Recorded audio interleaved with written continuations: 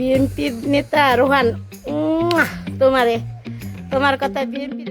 মুন্সিগঞ্জের গজারিয়ায় জমি দখল ও ঘরবাড়ি ভাঙচুরের অভিযোগ এনে সামাজিক মাধ্যম ফেসবুকে ভিডিও পোস্ট করেছিলেন এক নারী। অভিনব ও ব্যতিক্রমী এই প্রতিবাদ মুহূর্তেই ছড়িয়ে পড়ে নেট দুনিয়ায়। স্থানীয় বিএনপির জনৈক নেতা রোহানকে উদ্দেশ্য করে তিনি ফ্লাইং কিস দিয়ে ভিডিওটি শুরু করেন।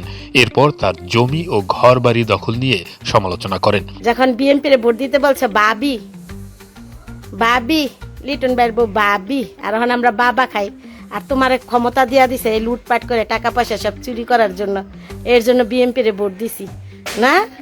এখানে আমি ভালো না, খারাপ খারাপ মহিলা।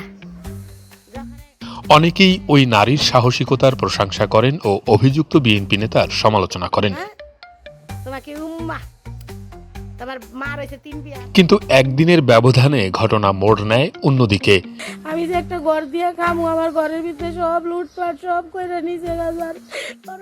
এবার সেই নারী আবারও সামাজিক যোগাযোগ মাধ্যমে একটি ভিডিও প্রকাশ করেছেন।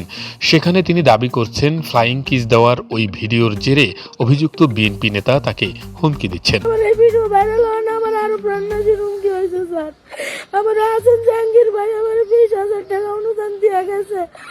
বলেন আমার যে পরিমাণ ক্ষতি হয়েছে, এতে 20,000 আমার ঘরের দিকে 2 লাখ টাকার মাল।